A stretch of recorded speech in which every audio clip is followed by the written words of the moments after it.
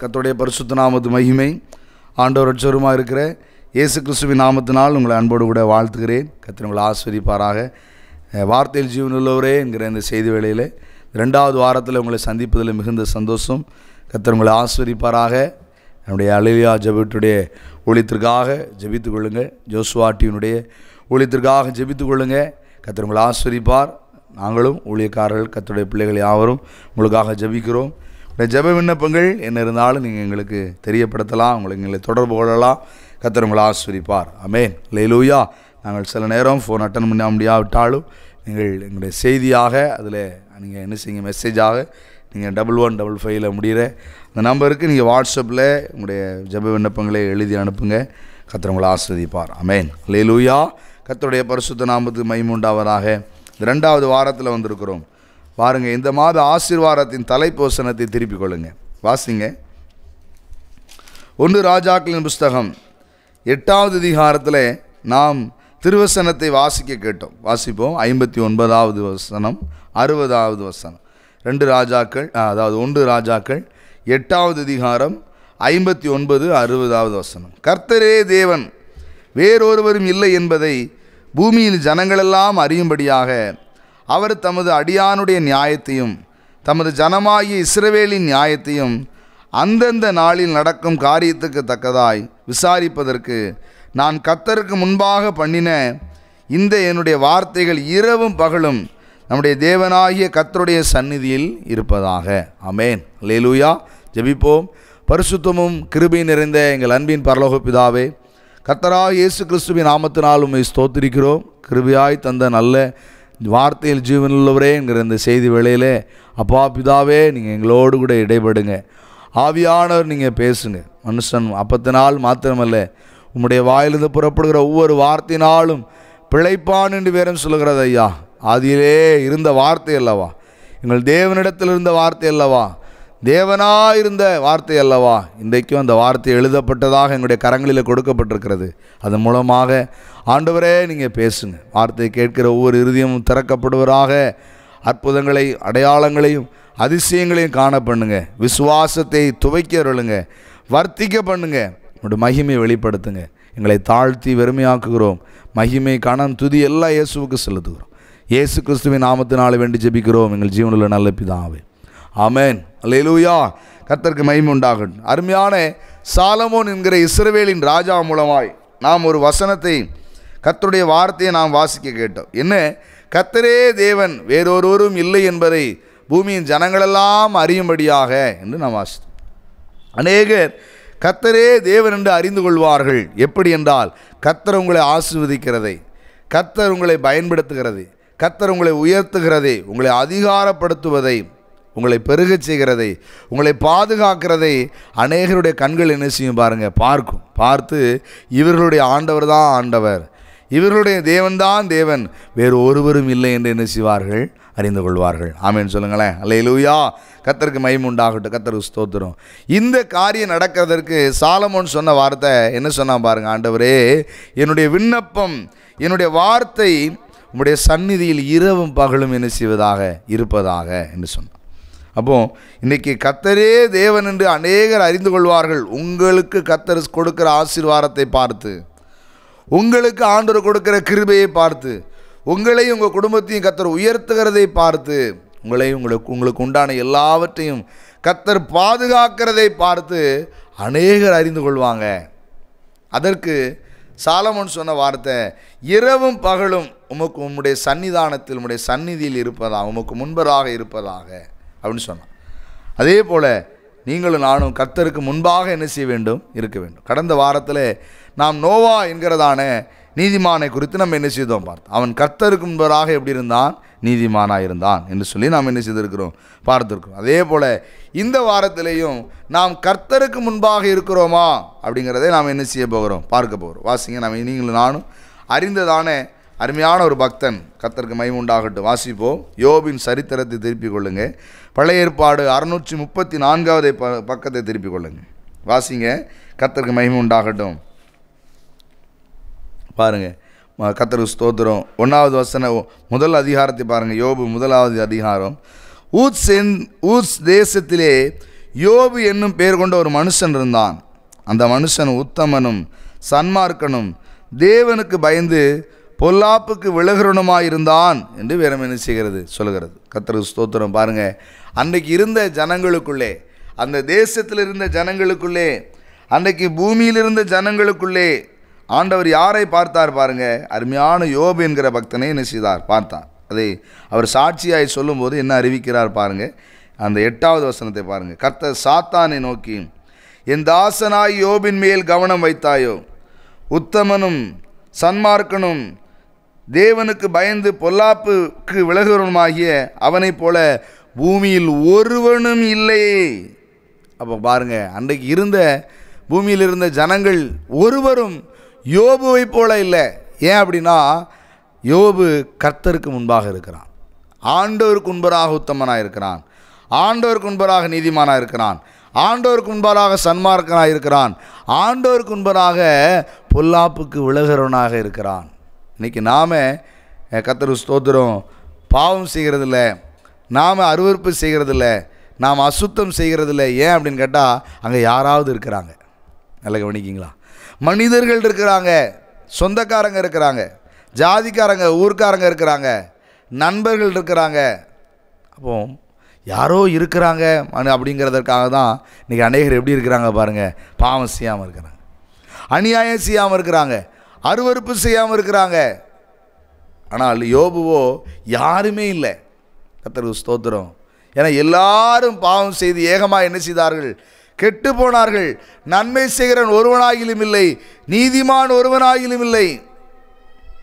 அப்படிப்பட்டதான நாட்களிலே கர்த்தராகி இயேசு கிறிஸ்து என்கிறதான மனுஷகுமாரனாக இந்த பூமியில் வெளிப்பட்ட தேவகுமாரன் நீதிமானாக இருந்தார். அதே போல் இந்த யோபு எப்படி இருக்கிறான்னு பாருங்கள். அவனைப் போல பூமியில் ஒருவருமே இல்லை என்று வேறும் சொல்கிறது. அவன் உத்தமன். யாருக்கு தெரியுமா? கர்த்தருக்கு ஸ்தோத்திரம். தன்னுடைய மனைவிக்கு, தன்னுடைய பிள்ளைகளுக்கு, தன்னிடத்தில் வேலை பார்க்கிற எல்லாருக்கும் அவன் உத்தமன். ஏன் தெரியுமா?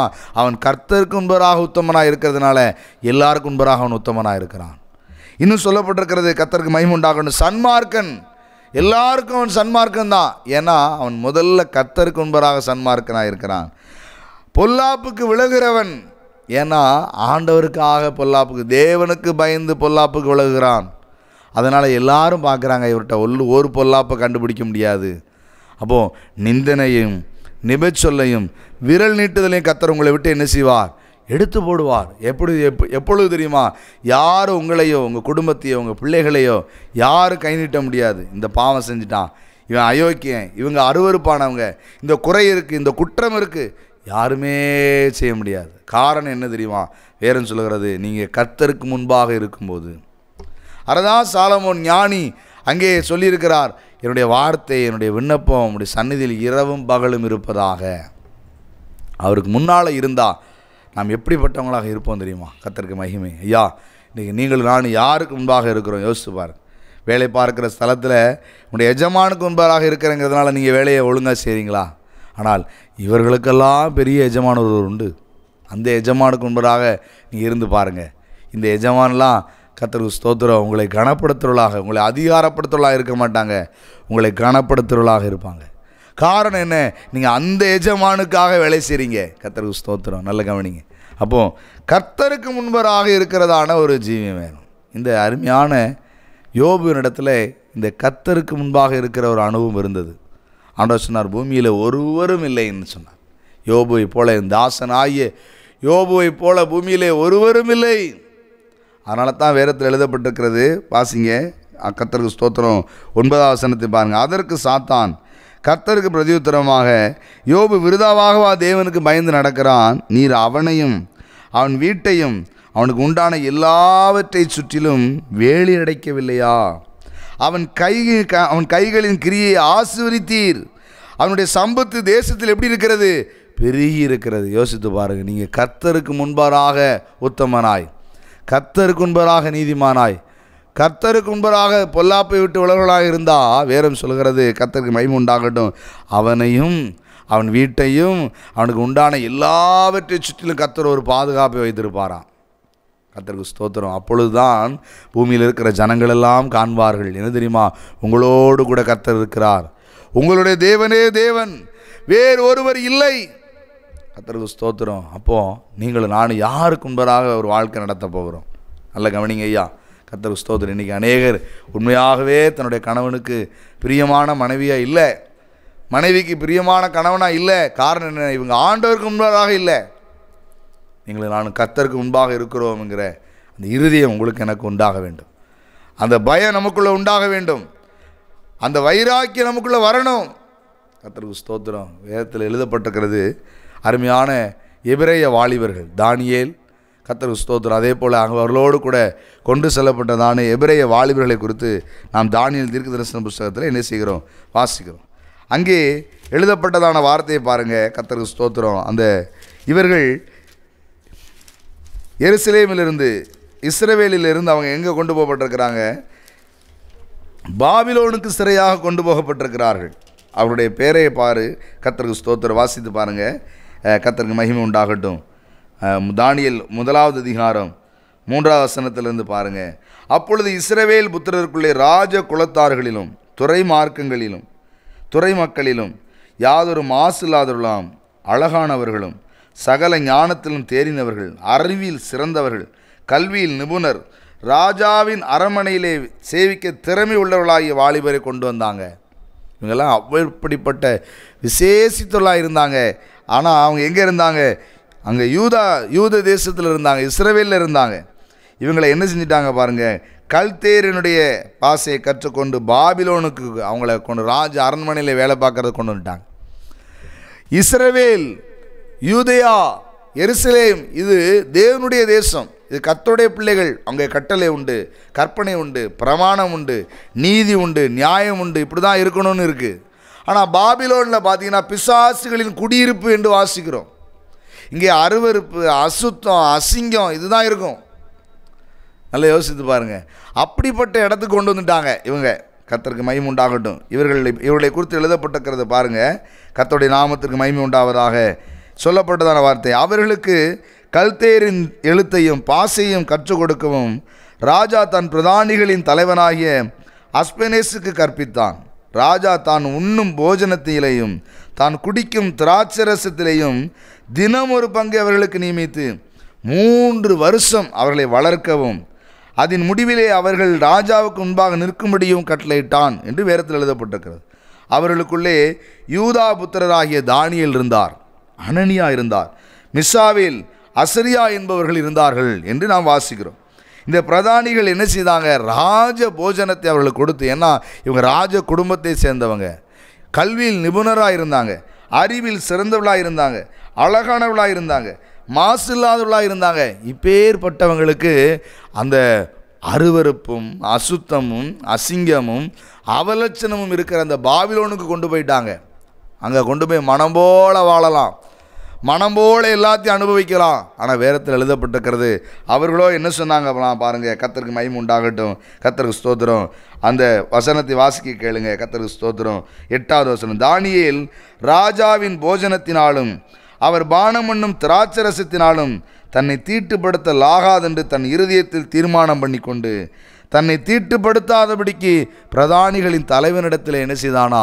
வேண்டி கொண்டான். எங்களுக்கு இந்த சுகபோகம் வேண்டாம், இப்படிப்பட்டதான அனுபவிப்பு எங்களுக்கு வேண்டாம், அனுத்தியமான பாவ சந்தோஷம் எங்களுக்கு வேண்டாம் என்று சொன்னார்கள். கவனிங்க. ஏன்னா இவங்க அந்நிய தேசத்துக்கு வந்தாலும், அசுத்தத்துக்கிட்ட வந்தாலும், இஸ்ரவேலில் இல்லை, சபையில் இல்லை, ஊழியத்தில் இல்லை, கர்த்தருக்கு ஸ்தோத்திரம், சொந்த ஊரில் இல்லை, நாட்டில் இல்லை, ஏதோ அருவருப்பும் அசுத்தமும் நிறைந்திருக்கிற பாபிலோனுக்கு வந்தாலும் இவங்க அங்கே வாழ்கிற மாதிரி. ஏன்னா இவங்க எங்கே போனாலும் நான் கர்த்தருக்கு முன்பாக இருக்கிறேன்கிற பயம் இவர்களுக்குள்ளே இருக்கிறது. ஆனால் இன்றைக்கி அநேகர் இடத்துல யாரும் என்னை பார்க்கலன்னு உடனே அநேகர் துணிகரமாக பாவம் செய்கிறாங்க, அருவருப்பை செய்கிறாங்க, அசுத்தத்தை செய்து கொண்டிருக்கிறாங்க. தெய்வ பயமே இல்லை. கர்த்தருடைய கண்கள் உங்கள் மேல் நோக்கமாக இருக்கிறதுங்கிறத மறந்துட்டோம் நாம். நல்ல கவனிங்க. கர்த்தர் ஸ்தோத்திரம். அரசன் அன்று கொள்வான், தெய்வம் நின்று கொள்ளும் என்கிற பயம் இன்றைக்கு அநேகருக்கு என்ன செய்யலை பாருங்க. இல்லை, பாவத்தின் சம்பளம் மரணம் என்று வேறும் சொல்லுகிறது. இன்றைக்கி இந்த துன்மார்க்கத்தை விட்டு வெளியே வருகிற அனுபவம் நமக்கு வேண்டும். யாரும் உன்னை பார்க்கலன்னு நினைக்காத. பூமி எங்கும் அவருடைய கண்கள் இருக்கிறது. அவருடைய கண்களுக்கு முன்பதாக மறைவானது ஒன்றுமே இல்லை. ஆண்டவர் உங்களை பார்த்து கொண்டே இருக்கிறார். மனைவி பார்க்கல நினைக்கலாம், உன்னுடைய கணவன் பார்க்கல, உன்னுடைய தாய் தகப்பன் பார்க்கல, உன்னுடைய எஜமான் பார்க்கல. கர்த்தருக்கு ஸ்தோத்திரம். யாரும் பார்க்கலன்னு துணிகரமான பாவங்களை இன்றைக்கி மனுஷர்கள் செய்து கொண்டிருக்கிறாங்க. யார் என்னை கேட்க முடியும், யார் எனக்கு அதிகாரி என்று சொல்லி எல்லாரையும் மீறுகிறவளாக இருக்கிறாங்க. ஐயா கர்த்தருக்கு ஸ்தோத்திரம். இதற்கு காரணம் கர்த்தருடைய கண்கள் என்னை பார்க்கிறதுங்கிற பயம் இல்லை. இன்றைக்கி உங்களுக்கு எனக்கு ஒரு ஜீவி வேணும். என்ன தெரியுமா? அந்நிய தேசத்தில் அருவருப்பானவங்க, அசுத்தமானவங்க யாருக்கிட்ட நீங்கள் இருந்தாலும் நீங்கள் கர்த்தருக்கு முன்பாக இருக்கீங்கிறத என்ன செய்யக்கூடாது, மறந்துடவே கூடாது. ஆண்டவர் உங்களை பார்த்து கொண்டே இருக்கிறாருங்கிறத மறந்துடக்கூடாது. கர்த்தருக்கு ஸ்தோத்திரம். யோபுவை ஆண்டவர் பார்த்து கொண்டே இருக்கிறார். சாத்தான் சொல்கிறான், ஆண்டவரே நீங்கள் அவனை ஆசீர்வதிச்சிருக்கீங்க, அவனையும் அவனுக்கு உண்டான எல்லாவற்றையும் சுற்றி வேலி அடைத்திருக்கிறீங்க. சாத்தான் சொல்கிறான், ஏன் தெரியுமா? யோபு கர்த்தருடைய கண்களுக்கு முன்பதாக உத்தமனாக இருந்தான், நீதிமானாக இருந்தான், சன்மார்க்கனாக இருந்தான், தேவனுக்கு பயந்து பொல்லாப்பை விட்டு விலகிறவனாக இருந்தான். நல்ல கவனிங்க. இந்த பூமியில் இருக்கிற மனுஷனுக்காகவே நாம் நல்லவனை போல இருக்கிறோம். அவங்க பார்த்துருவாங்க, இவங்க பார்த்துடக்கூடாது அப்படிங்கிறதுக்காக இல்லை. இவங்களா உங்களை நீதிமான்னு சொல்லி ஒன்றும் ஆக போகிறதில்ல. நீங்கள் ஆண்டவருக்கு முன்பதாக தான் உத்தமனாக இருக்கணும். கர்த்தருக்கு மகிமை உண்டாகட்டும். நல்ல கவனிங்க. எப்பொழுதும் பயந்து இருக்கிறவன் பாக்கியவான் என்று வேதத்தில் எழுதப்பட்டிருக்கிறது. பிசாசுக்கா, நோய்க்கா, பேய்க்கா, ஆபத்துக்கா நீ பயப்படணும் ஆண்டவர் சொல்கிறார். இல்லை, அவருக்கு பயந்து இருக்கணும், கர்த்தருக்கு பயந்து இருக்கணும். அது எங்கே இருந்தாலும் சரி. கர்த்தருக்கு ஸ்தோத்திரம். இந்த அனுபவம் யாருக்குள்ளே இருக்கிறதோ வேதம் சொல்லுகிறது, அவனையும் முதல்ல அவனுக்கு பாதுகாப்பு. நோய் இல்லை, பேய் இல்லை, அசுத்தம் இல்லை, ஒன்றும் உங்களை சேதப்படுது. அவனையும் அவன் வீட்டாரையும் அவனுக்கு உண்டான எல்லாவற்றை சுற்றிலும் கர்த்தர் வேலி அடைத்தார். அவனுடைய சம்பத்து பெருகினது, பூமியெல்லாம் நிரப்பினது என்று எழுதப்பட்டிருக்கிறது. உங்களுக்கு உண்டான எல்லாத்தையும் கர்த்தர் பெருகச் செய்வாராம். இதற்கு காரணம் என்ன தெரியுமா? நீங்கள் கர்த்தருக்கு முன்பாக இருக்கிறீங்க. இந்த எபிரேய வாலிபர்கள் பாபிலோனுக்கு போனாலும் பேய்களின் குடியிருப்பு என்று பைபிள் எழுதியிருக்கு. பாபிலோனை நல்லா கவனிக்கிங்களா? அசுத்தம். அங்கே எப்போதும் அவங்களுடைய தெய்வ வழிபாடே நூற்றுக்கணக்கான வேறு வஸ்திரமே இல்லாமல் புணர்கிறவர்களாக இருப்பாங்க. அவலட்சணத்தை அதுதான் அவங்களுடைய வழிபாடாகவே இருந்திருக்கு அந்த நாட்களில். அப்படிப்பட்ட தேசத்தில் இந்த பிள்ளைகள் சொல்கிறாங்க, நாங்கள் சாப்பிட்றது கூட அப்படிப்பட்ட இடத்துல முன்னால் வச்சு சாப்பாடை நாங்கள் என்ன செய்ய மாட்டோம், சாப்பிட மாட்டோங்கிறாங்க. எங்களை தீட்டுப்படுத்திடக்கூடாதுங்கிறாங்க. ஐயா கர்த்தருக்கு ஸ்தோத்திரம். வேறும் சொல்கிறது, இந்த பிள்ளைகளை கர்த்தர் என்ன செய்தாராம், பிரகாசிக்க பண்ணினார். எல்லாரும் பார்க்குறாங்க, ராஜ போஜனத்தை சாப்பிட்டவங்களை விட இந்த பருப்பையும் மரக்கறியும் சாப்பிட்ட இந்த பிள்ளைகளுடைய முகம் எப்படி இருந்ததாம், பிரகாசமாக இருந்தது. அடிமையாக கொண்டு போகப்பட்ட அந்த தேசத்தில் இவர்கள் மந்திரிகளாக இருந்தார்கள் ஐயா, அதிகாரிகளாக இருந்தார்கள் ஐயா. கர்த்தருக்கு ஸ்தோத்திரம். ராஜாக்கள் கூட தள்ளப்பட்டுட்டாங்க. பெர்சிய ராஜா வந்துட்டான், மேதிய ராஜா வந்துட்டான். எத்தனை ராஜாக்கள் மாறினாலும் இந்த மந்திரிகளை மாற்ற முடியலையே. காரணம் என்ன தெரியுமா? கர்த்தர் அவர்களோடு கூட இருக்கிறார். இதை எல்லாரும் அறிந்து கொண்டாங்க. தானியேலின் தேவனே தேவன், வேறு ஒருவரும் தேவன் இல்லை என்று ராஜாக்கள் அறிக்கை செய்தார்கள். இன்றைக்கும் கர்த்தர் உங்கள் கூட இருக்கிறதை பார்ப்பார். இன்றைக்கி உங்களுக்கு சரீரத்தில் இருக்கிற வியாதியை கண்டு நீங்கள் வேதனைப்படுறீங்களா? உங்கள் குடும்பத்தில் ஏற்பட்ட கடன் கஷ்டத்தை கண்டு வேதனைப்படுறீங்களா? துன்பத்தோடு இருக்கிறீங்களா? இன்றைக்கி ஒரு முடிவெடுங்க. எல்லா சூழ்நிலையும் யாருக்காக இல்லை, கர்த்தருக்காக நான் வாழ்வேன். அவருடைய கண்களுக்கு முன்பதாக நான் பிரியமாக இருப்பேன். அவர் என்னை பார்க்கிறார் என்கிற உணர்வு எனக்குள்ளே இருக்கும். எனக்குள்ள அந்த வைராக்கியம் இருக்கும், எனக்குள்ள அந்த பயம் இருக்கும். நான் அருவருப்பானதை பேச மாட்டேன், அருவருப்பான இடத்துக்கு போக மாட்டேன், அருவருப்பை அசிங்கத்தை செய்கிற அப்படிப்பட்டதான நண்பர்களோடு நான் இணைய மாட்டேன் என்று சொல்லி தேவ சமூகத்தில் ஒப்பு கொடுத்து பாருங்கள். தன் பாவத்தை மறைக்கிறவன் வாழ்வடைய மாட்டான், ஆனால் அறிக்கை செய்து விட்டு விடுகிறவனோ இரக்கம் பெறுவான். கர்த்தர் உங்களை பிழைக்க செய்வார். எப்பேற்பட்ட நோயும் மருத்துவர்கள் சொல்லுவாங்க குணமாக்க முடியாதுன்னு. என் ஆண்டவரால் குணமாக்க முடியாது இல்லை. எப்பேற்பட்ட கஷ்டத்தை அவரால் துடைக்க முடியும். கண்ணீரெல்லாம் துடைப்பார். கர்த்தருக்கு மகிமை உண்டாகட்டும். வேதம் சொல்லுகிறது, உனக்கும் உன்னையும் உன் வீட்டாரையும் அவன் உனக்கு உண்டான எல்லாவற்றையும் சுற்றிலையும் ஒரு பாதுகாப்பு ஒரு வரப்போகிறது. இதற்கு காரணம் என்ன தெரியுமா? ஆண்டவரே, இனி நான் உமக்கு உண்பராக இருப்பேன் என்று சொல்லி ஒப்பு கொடுத்துப்பார். ஆண்டவரே, யாரும் பார்க்கணும்னு இல்லை, இவங்க பார்க்கணுன்னு பக்தி உள்ளவங்களைப் போல, அவங்க பார்க்குறாங்கன்னு உண்மையானவங்களைப் போல, இவங்களை பார்க்குறாங்கன்னு நம்ம நீதி உள்ளவங்களைப் போல போதையா இந்த மாய்மாலம், இந்த நாடகம், இந்த ரெட்டை வேடம் போதையா. கர்த்தருக்காக வாழ்ந்து பாருங்கள். கர்த்தர் உங்கள் வாழ்க்கையில் அற்புதம் செய்ய போகிறார். எல்லாரும் பார்ப்பாங்க, ஏ அப்பா, எவ்வளோ பெரிய பிரச்சனை, எவ்வளோ பெரிய வியாதி, எவ்வளோ பெரிய கடன், எவ்வளோ பெரிய ஆபத்து, ஆனால் ஒன்றுமே இல்லாமல் போயிட்டே இவங்களுக்கு. காரணம் என்ன? கர்த்தர் இவங்க கூட இருக்கிறாரு. இவன் ஆராதிக்கிற தெய்வம்தான் தெய்வம். கர்த்தருக்கு மகிமை. பூமியின் ஜனங்களெல்லாம் அறிவார்கள். இதற்காக நீங்கள் உங்களை ஒப்பு கொடுங்க. கர்த்தர் உங்களை ஆசீர்வதிப்பார். கண்களை மூடி உங்களுக்காக ஜெபம் பண்ண விரும்புகிறேன். பிதாவாகி தேவனே, கர்த்தராகிய இயேசுவின் நாமத்தினாலும் ஸ்தோத்திரிக்கிறோம். இந்த வார்த்தையை கேட்ட எப்பேற்பட்ட எனக்கு சகோதரன், எனக்கு சகோதரி, ஆண்டவரே அப்பா, என் குடும்பத்தை சேர்ந்த பிள்ளைகள் உண்டு ஆண்டவரே. அவர்கள் என்ன குறைகள் இருந்தாலும் இன்றைக்கி ஆண்டவரே, நான் உமக்கு உண்பராக நிற்கிறேன். அன்றைக்கு ஒரு வேசி கைமையுமாய் பிடிக்கப்பட்டிருந்தாலும் அவள் கர்த்தருக்கு முன்பராக நின்றால் போகவே இல்லை அப்பா. ஆமேன், ஆமேன், ஆமேன், ஆமேன். வேறன் சொல்லுகிறபடி நானும் இனி உன்னை ஆக்கினைக்குள்ளாய் தீர்ப்பதில்லை. உமக்கு முன்பராக அவள் நின்றபடினாலே நீர் அவளை ஆக்கினைக்குள்ளாய் தீர்க்கவில்லை ஆண்டவரே. உமக்கு முன்பராக வாழுகிற பிள்ளைகளை நீங்கள் ஒரு நாளும் உதறி தள்ள மாட்டீங்கப்பா ஆண்டவரே. நீங்கள் வெறுத்து ஒதுக்க மாட்டீங்க ஆண்டவரே. இந்த வார்த்தை கேட்ட பிள்ளைகளை நீங்கள் குணமாக்குங்க, அவங்கள ஆசீர்வதிங்க, அவங்களையும் அவங்களுக்கு உண்டான எல்லாவற்றை சுற்றிலையும் வேலி அடைத்து பாதுகாத்து கொள்ளுங்க. அவருடைய சம்பத்து இந்த பூமியெல்லாம் பெருகட்டும். உடைய நாமத்துக்கு மகிமை வர பண்ணுங்க. சகல துதிக்கான மகிமை எல்லாம் இயேசுவுக்கு செலுத்துவோம். இயேசு கிறிஸ்துவின் நாமத்தில் வேண்டி ஜெபிக்கிறோம் எங்கள் ஜீவனுள்ள நல்ல பிதாவே. ஆமேன், ஆமேன். அல்லேலூயா. கர்த்தர் உங்களை ஆசீர்வதிப்பார். கர்த்தருக்கு மகிமை உண்டாகட்டும். Praise the Lord. ஆமேன்.